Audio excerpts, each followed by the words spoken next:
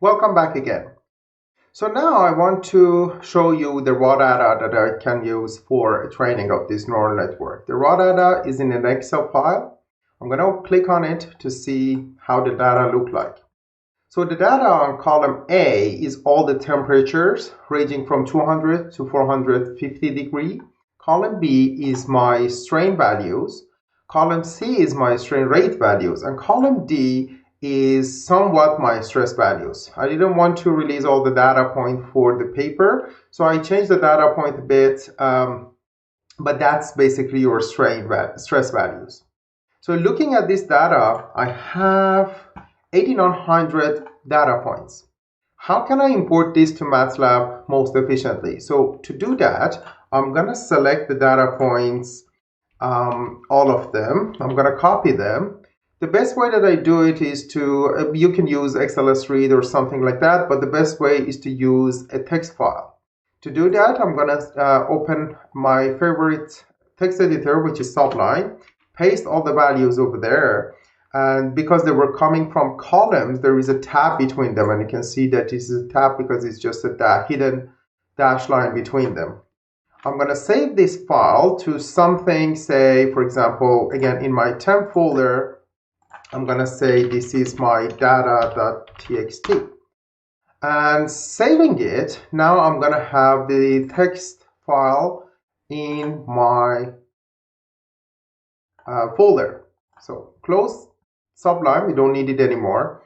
You can drag and drop it to the command window section of MATLAB, and you can see that it's going to be opened in the editor. I don't want that. I want to have that file imported. So I'm going to close that, but I'm going to use this as a kind of cheat way for myself to say, instead of UI open, I'm going to say UI import. I don't need this part anymore. So I'm going to say just run this part. And running this part is going to give me a table with all the rows and also all the columns. I don't want that. I prefer to have the numeric matrix, and then I click import. Everything is imported to an array, to a variable called data, and it has 8900 rows by 4 columns, and this is what it is. So this is my data point, all imported.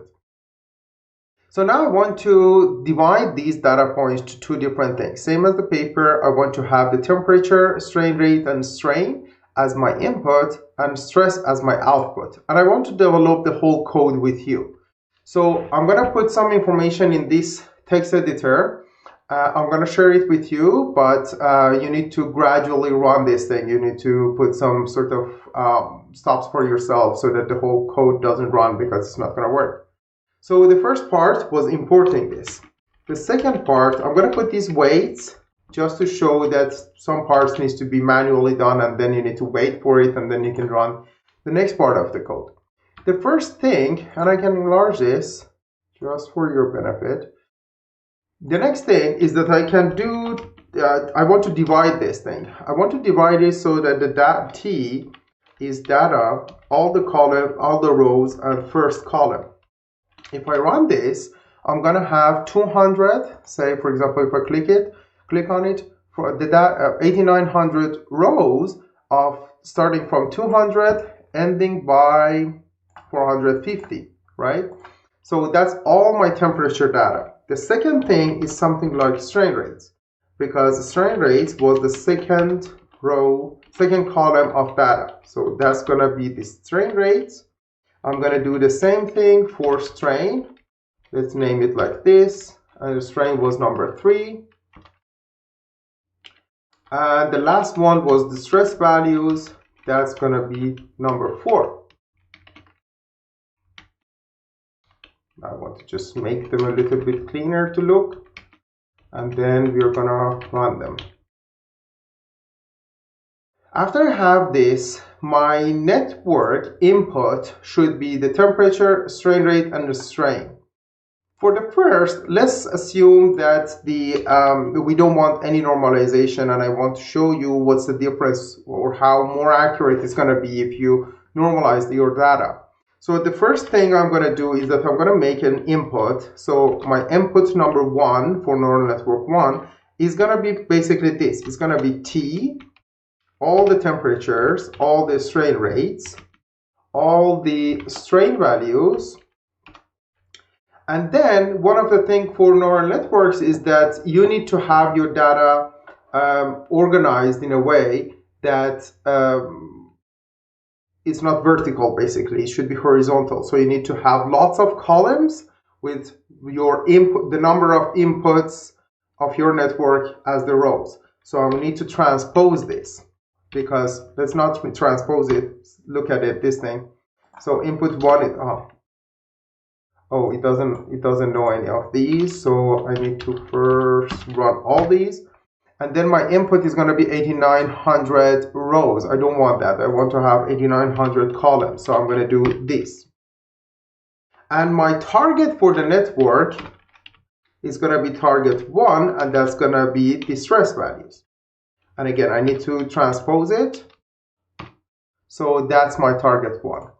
Now, if you want to just use the GUI, you need to run nntool. And by having the nntool, you're going to have this window popped up. You need to have the input data, target data, and this is the bare minimum, and also you need to decide on a network. So let's import all these. So the input data is going to be this. I need to import it. Okay, close. I could not close it. Target value is going to be this, import, and then close. So I have the input, I have the target. Now I need to create a network. Imagine that my network 1 is going to be the feed-forward-back-propagation network. The input data is going to be the input, the target is going to be target. And the training function is going to be train LM, which is Liebenberg-Marquardt training algorithm. I'm going to have 2 different hidden layers. The first hidden layer is going to have, say, for example, 6 neurons. The transition function is going to be a tangent sigmoid function. So with 6, that's going to be the first layer. The second layer is going to be pure linear function. If I select this, I can click on the view and see my network. My network is going to have 3 different information as the input. It's going to have the first hidden layer, the first layer as the hidden layer, and with 6 neurons. The second one, and is going to be a sig function. The next one is going to be pure linear, and then I'm going to have output. Now looking at this network, what we want to do after we create it, close, is to train this network. And during the training stage, these W's and B's, weights and biases of these functions are going to be trained so that the end goal, the output goal, matches the target values. What the network can predict with those W's and B's is going to be the experimental values. Then the network, MATLAB defaults one, is going to validate it as well. Select some part of it as the validation, give those data as the input, given the W's and B's that was trained, calculate the output and compare the outputs with the ones that was given to it. So that's what we're basically doing during the training stage. So I'll click on network 1, open it, and on the train, I don't want to change anything. I just want to use the default values for these tutorials. Feel free to go over the detailed help of MATLAB or learn somewhere else, but the purpose of this tutorial is to just go over the very basic one.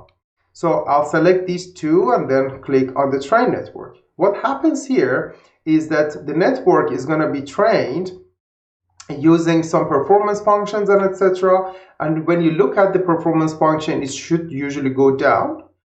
You can train another network, you can delete this whole training and then restart it. But basically at the end of this thing, we are going to have a network that is somewhat trained. And if you click on the regression parts, this is going to be the deviation from the perfect scenarios.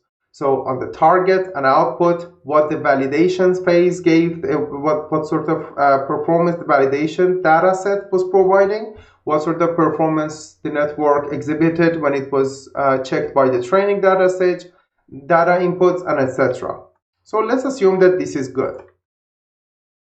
Now I need to export this network. I'll click on it, export, select my network, and then export.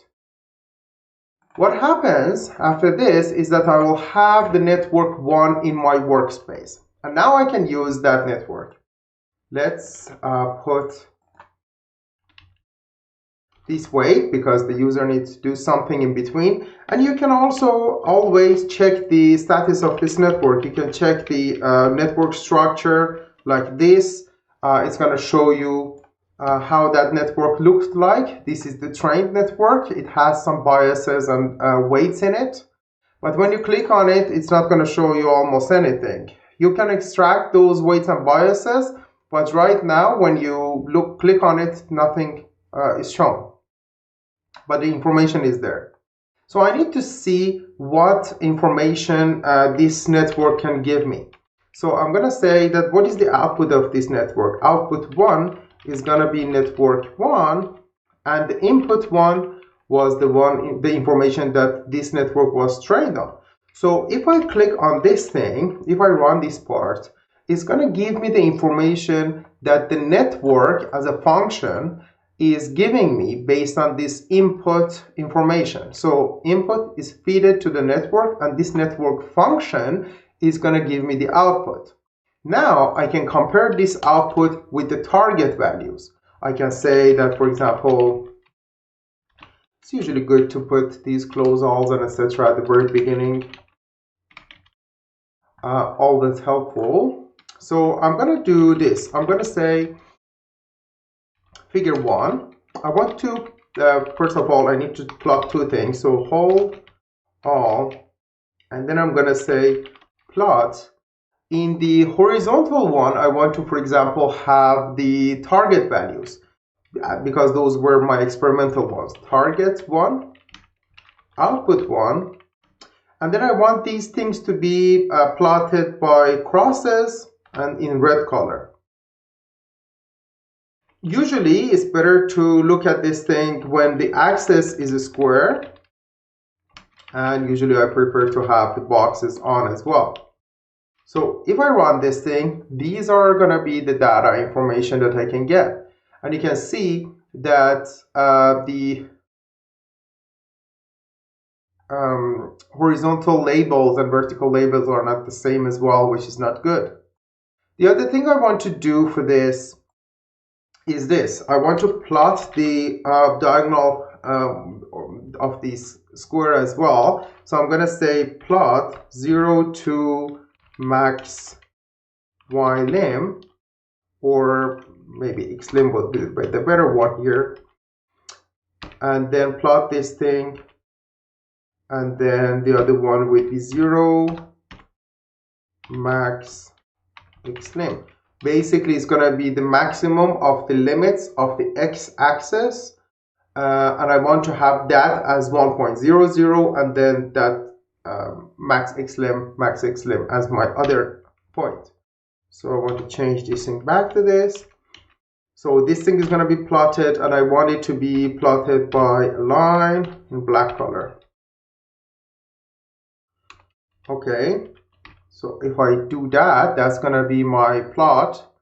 This 0 and 1 is because there is no figure. I close the other figure. So that's going to be my plot. I'm going to put this at the end, and I want to put the labels as well. See, say X label. The first one was what? The target values for experimental, and the Y label is gonna be NN1 output values, or say predicted. So if I run this section, I'm gonna have the plots like this. Oh, this is up to 1/600, so let's change that to Y max. I guess if I do this, and also I can say close all at the beginning, so that I'm sure that it's closed, and then yeah, these axes, I can change the axes so that it's the same, but basically you can see that you have significant deviation from this perfect line. that is supposed to be. So that's one of the network, and you can see that this performance is not really good. What we can do to improve the performance of this network? The very easy thing that you should do is basically normalizing your data in a very physical way. So when you're studying the creep or hot deformation of materials, usually the temperature is gonna be on an exponential component, and it's usually 1 divided by the temperature in Kelvin degree. So in order to normalize it, I'm going to try to use some physical or meaningful ways to sort this data. So for example, the temperature should be 1 over the temperature in Kelvin. So I'm going to do that. This is the second part of this tutorial, so double weight. So the temperature for myself should be 1 divided by T plus 273. That's going to be the T plus 273 is going to be the Kelvin one. 1 divided by that is just basically normalizing it. That's going to be my T. It messed up this T as well, so it's better to just rename them all to 2 just in case. I still have that, so let's run it not to mess the T up. But here I have this. The strain rate is going to be the logarithmic of strain rate.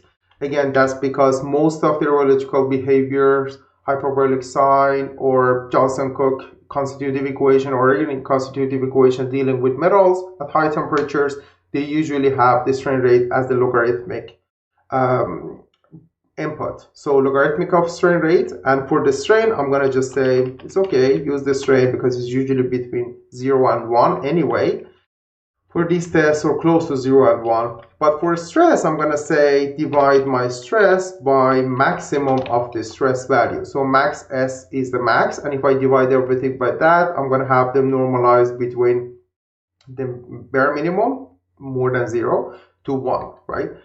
You can do different kind of normalization and check them out, but that's basically what I need to have as this normalization. So the next part for me is to try to have my second network. So input 2 is gonna be this T2, and then strain rate 2, and strain 2, and it's gonna be transposed, and then target 2 is gonna be S2 only, again transposed, and then I'm gonna call an nntool. So let's do this, and then have the input data, input 2, okay. Target data is going to be target 2, close. I'm going to have the same network. I don't want to change anything. I just want to change the network number to 2. Input is going to be input 2. Target is going to be target 2. The training algorithm is the same. Adaptive learning function is the same. Performance function, mean square, the same. Hidden layer, the same. Layer 2 is again pure linear. Layer 1 is 6 tan sigmoid function. So everything is the same. I click on OK, close, and then this network. Open it, train it with the same information, and then you'll see it's done very quickly. Now I want to export this network. Export network 2, export, OK, close, and then close. So I have this network 2 as well. Now I want to see what is the performance of this network. So I'm going to have, again, this thing here, and then I'm going to say output 2 is going to be equal to network 2 based on input 2. That's going to be my normalized stress values given by the network. But I don't want this. I want to have basically the output stress 2, say, is going to be my output 2 times max S. because I want to compare the stresses to the stresses, not the normalized ones together. So if I do that, if I run these two, I'm going to have my output 2 values, output S2 values. Now I want to have the same plot, but here we're going to have plot 2. It's going to be target 1. Doesn't matter if I change it, because target 2 and target 1 was basically, oh no, I need to compare it with the stress value. So target 1 or stress values, whatever it is. And here, instead of output 2, I want output 1, I'm going to have output S2 values, which are the maximum values of stress multiplied by output 2 of the network. And then here is going to be my nntool. If I plot this, I get these results. I need to see them side by side to be able to decide which one was a better one. So I'll run this one and this one. And if I look at them, I can see that this network nntool was slightly better than this one. All these that were deviating from the perfect scenarios are now somewhat closer, and all these segregated numbers are somewhat closer and matching the perfect scenario. But let's do something else. So it showed that the normalizing of the data is good. Now I want to do another trial. I want to use the same data, say one of these, but I want to change the structure of the network as a try to see how does it help. And let's go crazy on it. So I'm going to use the same inputs, the same target, but I want to use another nntool. So I'm going to go here. I'm going to do this nntool import. Again, the input data is going to be input 2. Okay. Target data is going to be target 2. Okay. Okay. And here I want to have another network named network 3. And then I want to have, say, for example, 3 layers. And the first layer is going to have, say, for whatever reason, I want 15 different neurons in the network. For the second ones, I'm going to have the same Tansig function with 15 neurons, the same thing. And for the last one, I need to have pure linear values. And if I select these, same, and I want to change this thing, by experience, I know that when you have more complex structures, usually this trained BR is going to give you better results or faster results. So if I click on this view, I can see that my network structure looks like this. I have the same 3 inputs, but then now I have hidden layer 1, hidden layer 2, 15 neurons in each, and the output layer is 1. Again, during the training phase, these W's and B's, these weights and biases, are going to be calculated for 15 different neurons, and then you're going to have the output, which is just one number per data set in your network. So create this network 3, open it, train it based on the same input and same target. I don't want to change anything, but as from the default one. But here you can see that the performance is going down. If I click on, for example, the regression, you can see that already the data is way more aligned into the perfect scenario. So the R value is 0.998 for now. And this is from the target values. Let's have the training finished, and then you'll see that when it's really performed well, MATLAB is going to do the validation on a data set that the network have never seen from that 8900 data points. It's going to give some of it for the validation and check that one as well. And while we're waiting for this thing, let's do something. Let's have the figures already figured out.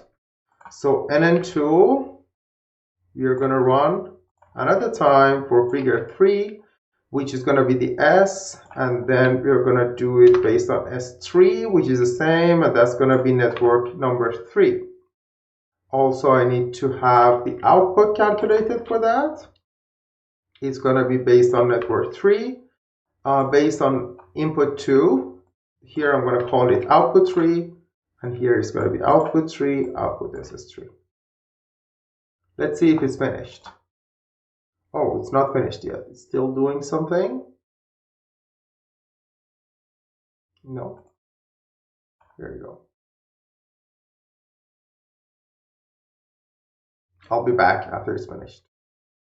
Okay, so the network is finally trained. As I said, this Bayesian regularization is a little bit longer, but it gave me better results when I was working on 5182 aluminum alloy. The training phase is done, so there is no active icon to stop the training. You could always stop the training at any point and check the information of the network, but it's better to just wait to see what is the output. In the meantime that this network was being trained, I put some information here. I'm going to put these files in a Dropbox folder and share it with you. You can find the information in the comment in the description of this video as well. So let's export this network, this NN3. So here is the NN3. I'm going to export it. Select the NN3, export. It's going to be in my database in here. So I'm going to have the NN3 as well here. And once my NN3 is here, I can get the output of that NN3 based on input 2. Don't forget that input 2 was the normalized value. I'm gonna multiply everything by the max of the stress that I used to normalize stresses, and then I can plot the figure related to this NN3. Oh, sorry. I can do this. And you can see that this network is significantly more accurate than the other one. So for this one, it's probably better to just use YM. I don't know why it's... Okay, there you go. So compare this one with this plot with figure 2 and also figure 1. So you can see figure 2, bring figure 2, bring figure 3. You can see that the 3 different networks we used, gradually we were able to improve the performance of them between these two by changing the data from the actual data to the normalized data, and by changing the structure of the network to something more complex. Of course, the computational time is going to be significantly more for NN3, but depending on your application, it might be a better network for you. Thank you for watching. For the next video, I want to try to give you the same kind of approach, but from the without the graphical user interface. That's going to be useful when you want to put it in a loop and then train different kind of networks, say 1,000 network, and then compare the outputs of all of them together, select the best one, and then go ahead with it. Thank you for watching. Have a good one. Take care.